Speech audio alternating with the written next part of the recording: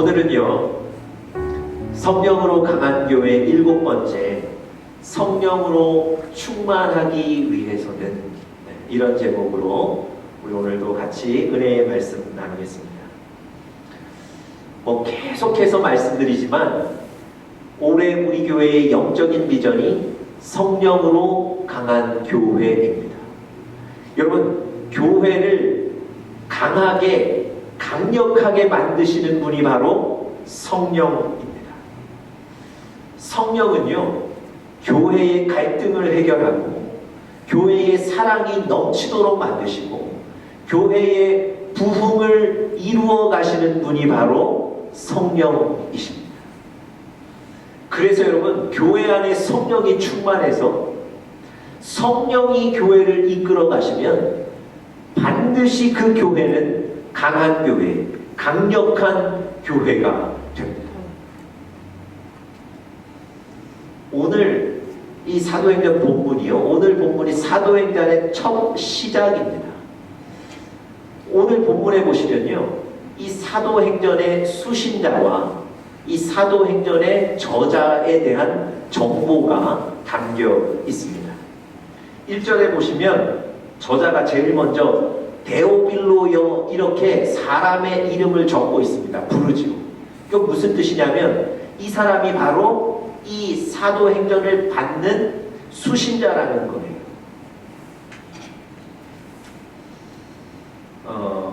저자가 누구인지도 유추할 수 있는 구절이 있는데요. 1절 보시면 이런 구절이 있죠. 데오빌로여, 내가 먼저 쓴 글에는.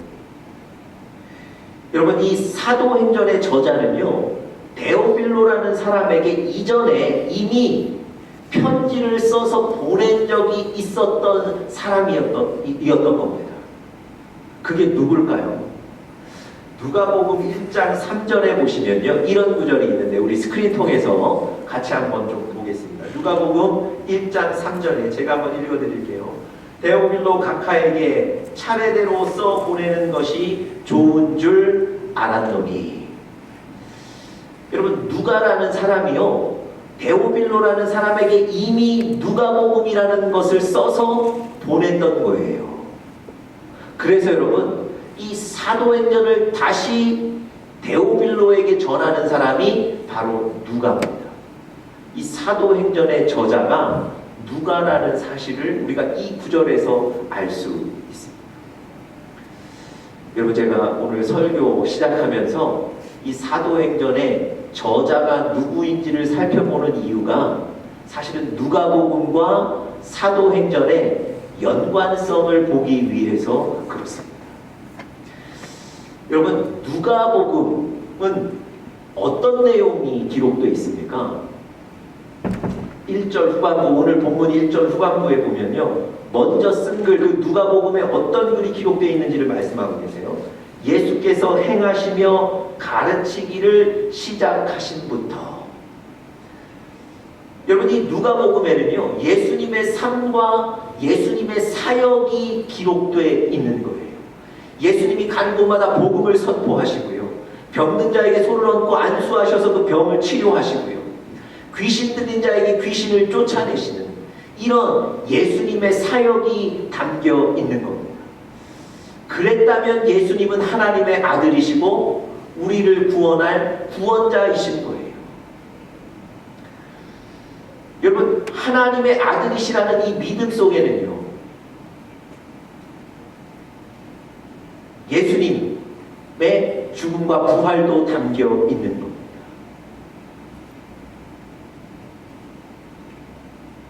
여러분, 이런 복음을 적어놓은 책이, 예수님의 사역을 적어놓은 책이 누가복음이고요, 사도행전은요, 예수님이 하늘로 올라가신 이후에 교회가 세워지고 또 교회의 사역이 진행되고 또 교회의 부흥을 이루는 이 역사를 기록한 책입니다. 여러분, 예수님이 하늘로 올라가신 이후에 예수님의 삶과 사역은 교회를 통해서 계속 진행되는 겁니다. 예수님이 교회를 세우셨고요, 예수님이 교회의 머리, 즉 주인 되시는 거예요.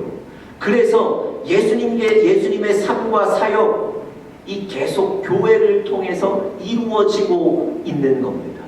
이런 책이 바로 사도행전입니다. 여러분, 예수님이 교회의 주인이시라면, 예수님이 교회를 세우셨고 지금도 예수님의 사역이 교회를 통해서 계속되고 있다면 교회는 강하고 강력해야 됩니다. 세상의 유혹과 영적인 방해들을 다 이길 수 있는 강력한 곳이 바로 교회가 되어야 합니다. 그런데 여러분, 실제적으로 주변에서 어느 교회에 이런 문제가 있더라, 교회에 관한 안타까운 소식들을 많이 듣고 계신 것이 현실입니다.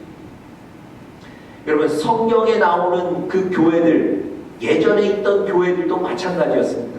우리가 지난주에 함께 말씀 나눴는데요, 갈라디아 교회는 어땠습니까? 그 갈라디아 교회 안에는 이단의 사상들이 들어와서 사람들이 다 이단 사상에 빠져버렸어요.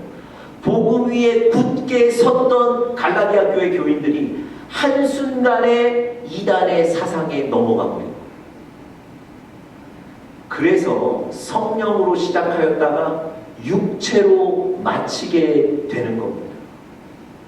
이렇게 갈라디아 교회도 연약한 부분이 있었습니다. 여러분, 성경에 나오는 고린도 교회는 어땠습니까?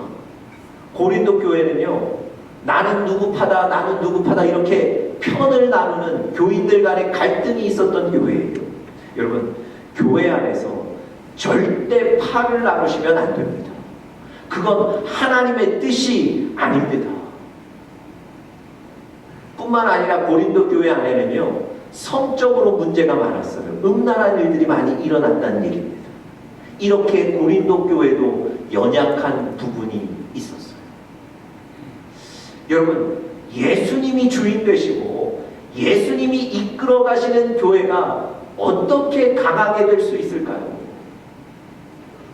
그 답은 바로 성령입니다. 성령이 교회를 다스리시고요, 성령이 교회 안에 충만하시면, 성령이 우리 교회의 사역을 이끌어 가시면 그 교회는 강하게 되는 거예요. 오늘 2절에 오늘 본문 2절에 보시면 그 사실을 우리에게 잘 말씀해 주고 있습니다. 2절 이렇게 되어 있죠. 그가 택하신 사도들에게 성령으로 명하셨다. 여러분, 저기 나와 있는 저 사도들이 누굽니까? 바로 이 신약 시대에 새롭게 세워지는 그 교회의 리더로서 그 교회를 이끌어 가야 될 사람들이 바로 저 사도들이에요. 예수님이요, 교회를 이끌어 가야 될 저 사도들, 저 리더들에게 성령으로 명령하셨다는 겁니다. 여러분, 예수님이 성령으로 명령하셨다는 건요, 예수님만 성령 충만했다는 얘기가 아니고 교회의 리더가 돼서 교회를 이끌어 가야 될 저 사람들에게 교회를 어떻게 이끌어 가야 되는지 지침, 방법을 가르쳐 주시는 거예요. 그게 뭡니까? 성령 충만해서 성령으로 교회를 이끌어 가라, 이것을 가르쳐 주시는 거예요. 사도들이 성령 충만해서 성령으로 살고 성령으로 사역해야 된다. 예수님이 오늘 그 얘기를 해 주시는 겁니다.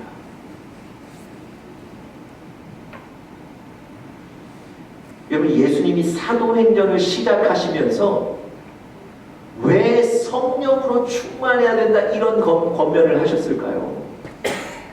다른 이유가 아닙니다. 교회는 성령이 다스리셔야 한다. 이 기본적이면서도 가장 중요한 진리를 가르쳐 주시려고 하셨던 겁니다. 여러분, 베드로가요, 사도가 돼서 첫 설교를 합니다. 많은 사람들 앞에 나가서 설교를 합니다. 예전에 예수님 따라다닐 때는요, 예수님의 설교는 들었어요. 하지만 자기가 설교를 연습해 본 적은 없는 사람입니다. 그런 사람이 많은 사람 앞에 나가서 말씀을 전하는 거예요. 여러분, 그 설교가 얼마나 떨렸을까요? 얼마나 듣기에 답답하고 느리고 어눌했을까요? 그런데 말이죠. 그런 설교의 분위기와는 관계없이 그 설교를 듣고 3,000명이 회개하고 주님 앞에 돌아왔습니다. 쉽게 말씀드리면 어느 교회에 하루에 3,000명의 성도들이 등록하고 늘어나는 거예요. 여러분, 이런 기적이 어떻게 가능했겠습니까? 바로 직전에 베드로에게 임한 성령님 때문에 가능했던 거예요. 성령에 사로잡혀 말씀을 전했더니 설교의 기술과는 관계없이 성령이 역사하셔서 기적이 일어나는 겁니다. 여러분, 초대교회의 특징 또 하나는요, 서로 사랑하는 사랑의 공동체라는 겁니다. 서로 걱정해주고 또 서로 위해서 기도해주고 자기 것 나눠주고 또 식사 대접하는 이런 공동체가 초대교회의 사랑의 공동체였습니다. 그런데 여러분 한번 생각해 보세요.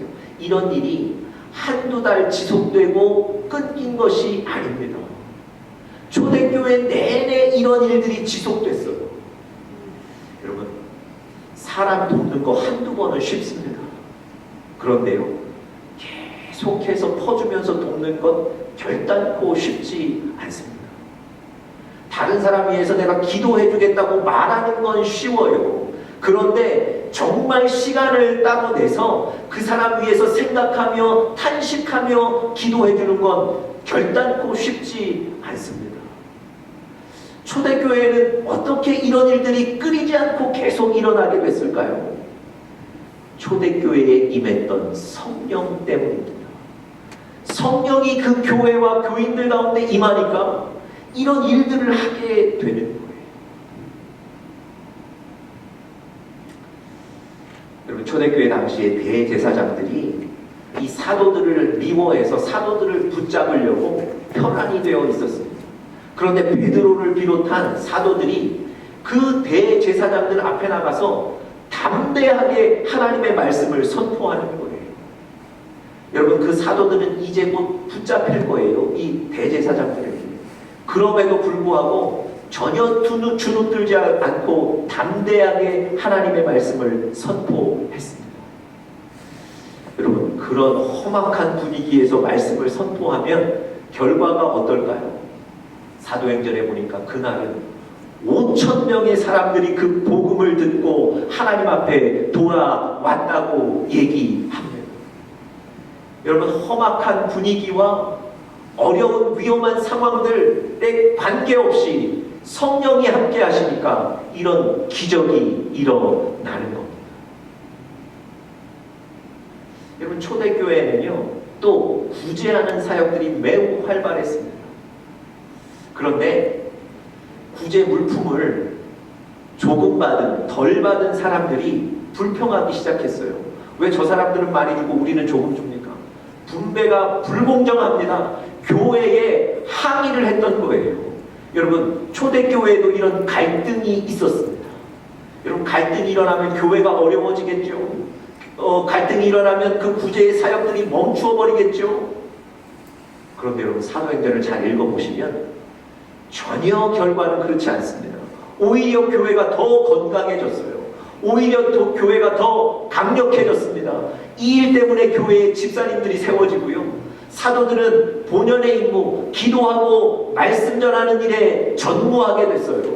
그랬더니 복음이 더 넓게 전해지고 교회는 부흥하게 됐다고 기록합니다. 여러분, 이 기적도 어떻게 일어나는 겁니까? 성령님 때문에 그런 거예요. 갈등이 해결되는 거예요. 갈등의 조각들이 합력하여 선을 이루어내는 겁니다. 성령 때문에 그런 거예요.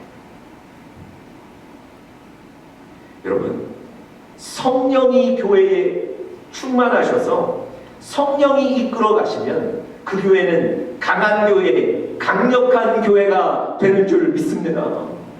마찬가지예요.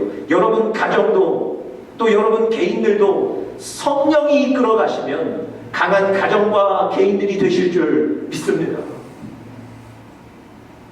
문제는요, 우리가 그 성령을 찾지를 않는다는 거예요.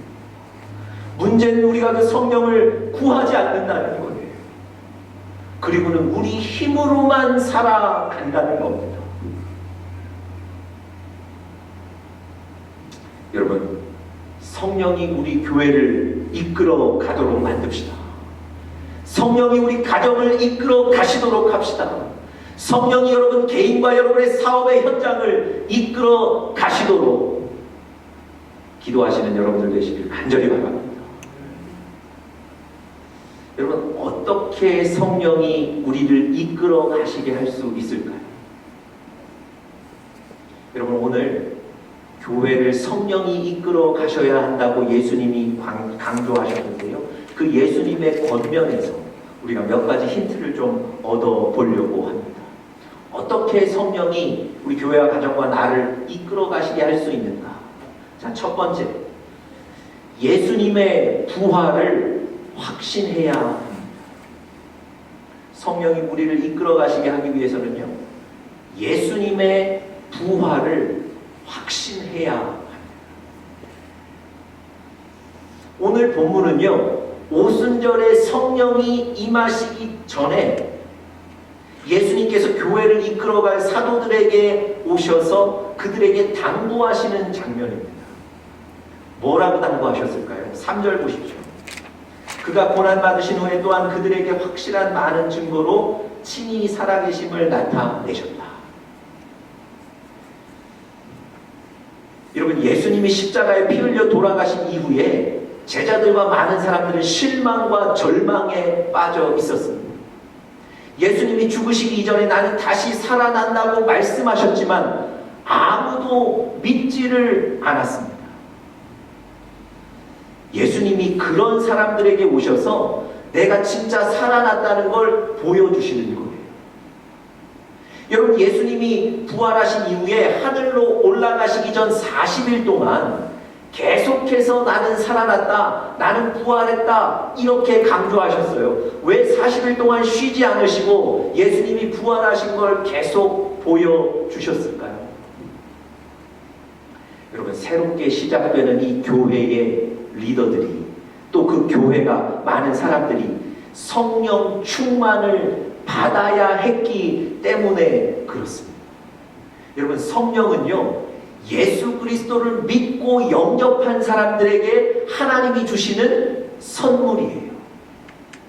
예수님이 하나님의 아들이시고 예수님이 우리 인생의 주인이심을 믿는 사람들에게 주시는 거란 말이죠. 여러분, 이 믿음, 이 확신 속에는 어떤 확신이 포함되어 있는 겁니까? 예수님께서 십자가에 피 흘려 돌아가셨다는 이 죽음, 그리고 3일 만에 그 죽음을 이기시고 다시 살아나셨다는 이 부활도 포함되어 있는 거예요.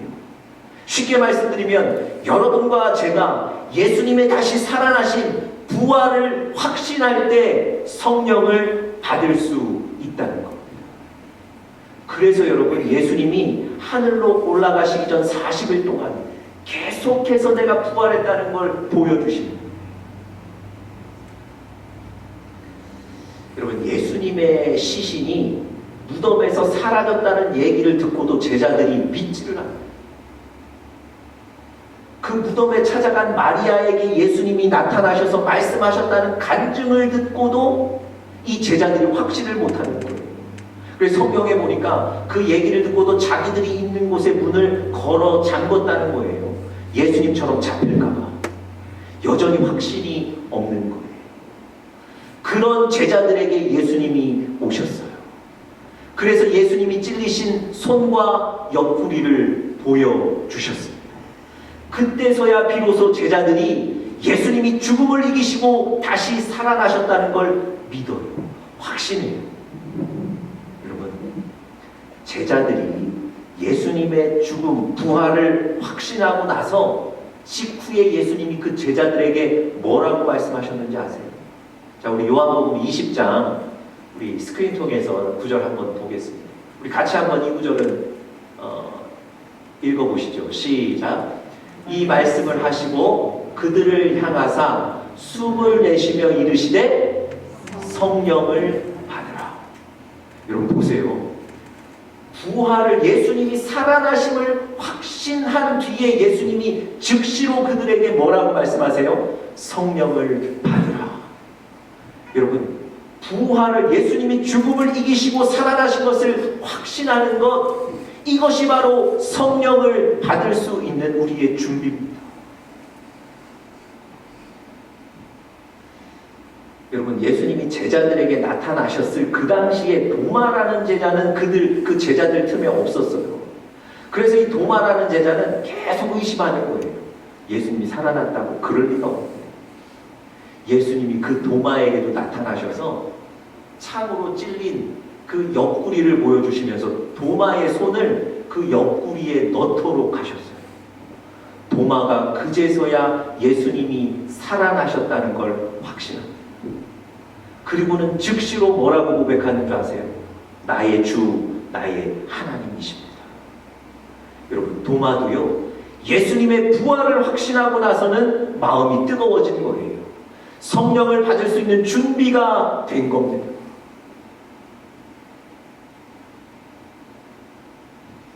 여러분, 매일의 삶 속에 예수님이 죽음을 이기시고 살아나셔서 무덤에 머무시지 않고 그 무덤을 이기고 나오셨다는 사실을 매일 고백하시는 여러분들 되시기를 간절히 바랍니다. 여러분들이 살아가는 그 삶의 현장에서 문제의 순간마다 예수님은 살아나셨다 고백하시기를 간절히 축복합니다. 예수님은 무덤을 이기고 살아나셨는데 그럼에도 불구하고 우리는 날마다 부정적인 생각에, 날마다 실망과 좌절에 빠져 있어요. 그 실망과 좌절과 부정적인 생각을 벗어나지를 못하는 거예요. 여러분, 예수님은 무덤에 머물러 계시지 않았습니다. 그 무덤을 박차고 나오셨어요. 그 예수님의 자녀된 여러분과 저도 마찬가지입니다. 예수님이 죽음을 이기셨던 것처럼 우리도 우리의 문제와 사건과 근심들을 이기고 나오실 수 있습니다. 이 믿음을 날마다 고백하시는 여러분들 되시기를 간절히 축복합니다. 두 번째로요, 우리가 성령으로 충만하기 위해서 두 번째는 우리 안에 하나님의 말씀이 있어야 합니다. 우리 안에, 여러분들과 제 안에 하나님의 말씀이 있어야 합니다. 3절 마지막 부분에 예수님께서 계속해서 그 사도들에게 말씀하시는데 이런 구절이 있습니다. 40일 동안 그들에게 보이시며 하나님 나라의 일을 말씀하셨다. 여러분, 예수님께서 성령을 받아야 될 그 사도들에게 그들을 준비시키기 위해서 뭐 하셨습니까? 계속해서 그들에게 말씀을 전하시는 거예요.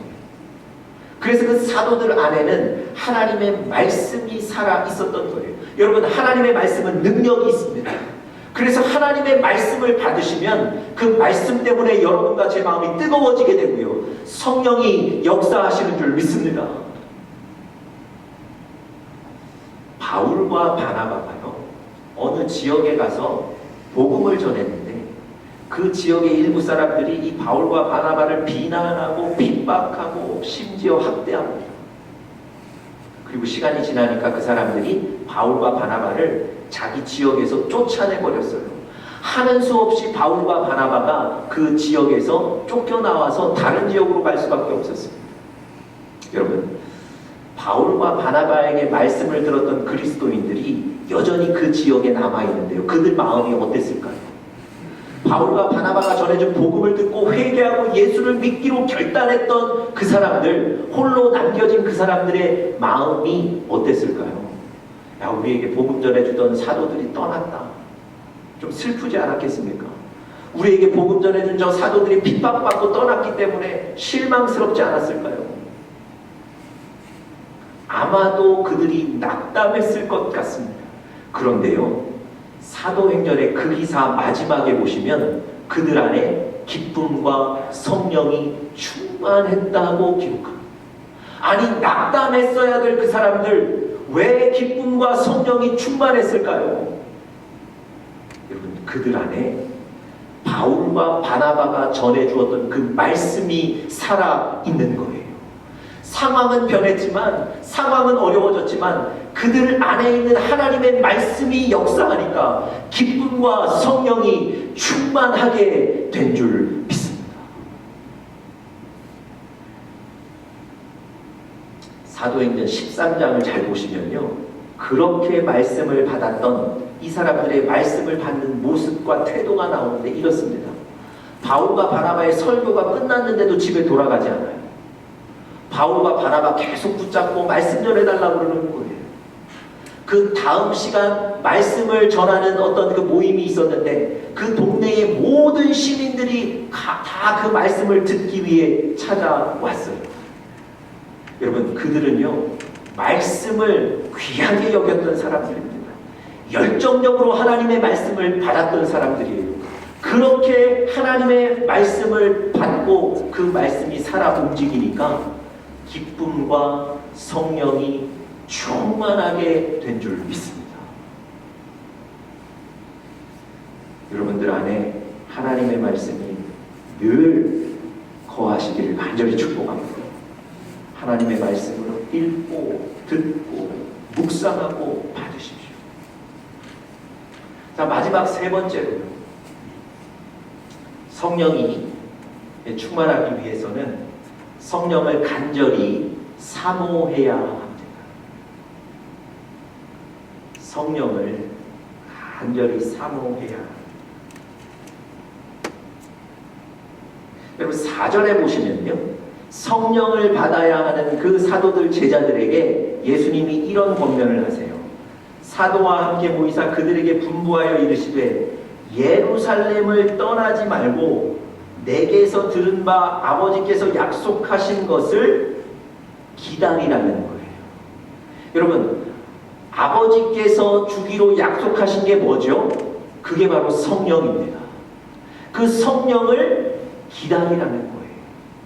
여러분, 기다린다는 건 어떤 의미입니까? 그것만 바라보고 그것만 생각하는 거예요. 그것에 집중하는 거예요. 여러분, 예를 들어서 약속 장소에 나갔는데 아직 그 나오기로 한 상대방이 나오지 않아요. 그래서 그 사람을 내가 기다리고 있어요.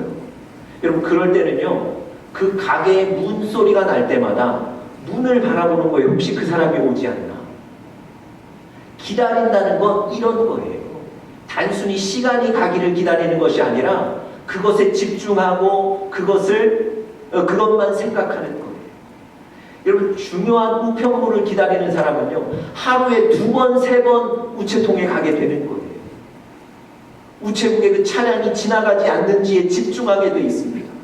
기다린다는 건요, 간절히 사모하는 거예요. 오늘 성령을 기다리라고 하신 말씀도 마찬가지예요.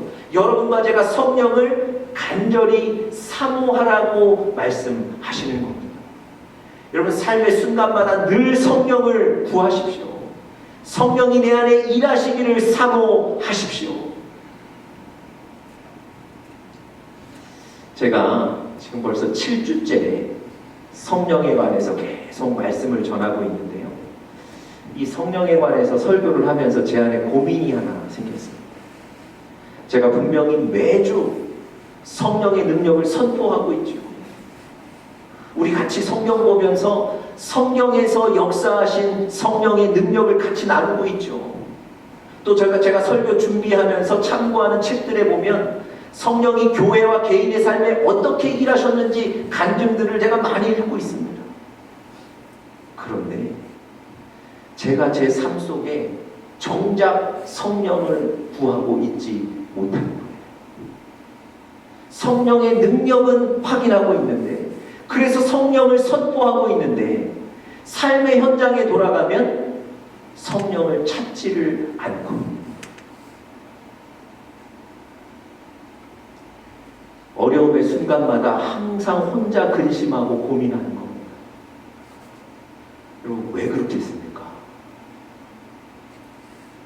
우리가 긍정하든 부정하든 우리 안에 성령을 간절히 사모하는 이 마음이 불충분한 거예요. 여러분, 성령의 도움이 아니면 내가 승리할 수 없다는 이 간절한 마음, 이 간절함을 가지셔야 될 줄 믿습니다. 사도행전 1장에 그래서 성령을 받아야 될 사람들에게 준비시키는 게 뭡니까? 성령을 간절히 기다리라, 사모해라, 이 말씀인 거예요. 우리 누가복음 11장 13절을 우리 스크린 통해서 한번 같이 읽어보겠습니다. 같이 읽겠습니다. 시작. 너희 아버지께서 구하는 자에게 성령을 주시지 않겠느냐. 성령을 구하는 거예요. 성령을 간절히 사모하면 그 사람에게 하나님이 반드시 성령의 충만을 주시겠다고 약속하시는 거예요. 역으로 말씀드리면 우리 안에 성령을 간절히 구함이 없으면 성령이 우리 안에 역사하시지 않는다. 여러분, 성령을 간절히 구하시는 우리 사랑하는 영적인 가족들 되시기를 간절히 축복합니다. 매일 기도할 때마다 성령을 부르고 성령의 도움을 구하십시오. 삶의 고민과 근심의 순간마다 성령의 도움을 구하십시오. 성령이 반드시 여러분과 저 안에 일하고 역사하실 줄 믿습니다. 마지막으로 어느 분의 간증 하나만 제가 소개하고 오늘 설교를 마치겠습니다.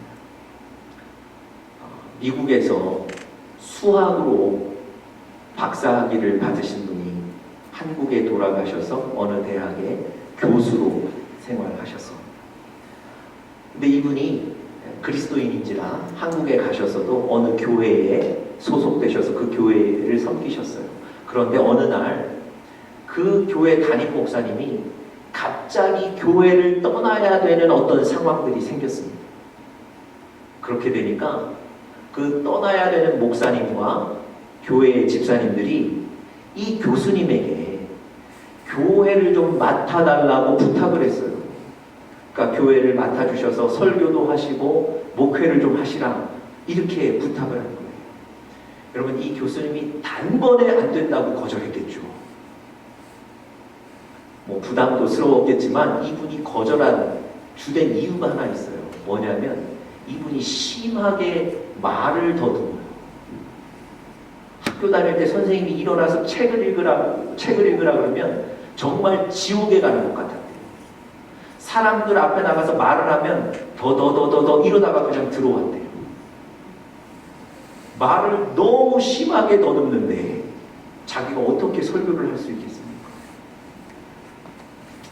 그런데 주변에서 그래도 기도는 해봐야 되지 않겠냐고 권면을 해서 이분이 기도원에 가서 기도를 하시는데 하나님께서 너무도 명확하게 그 교회에 가서 설교도 하고 목회를 하라고 너무도 명확하게 말씀해 주시더랍니다.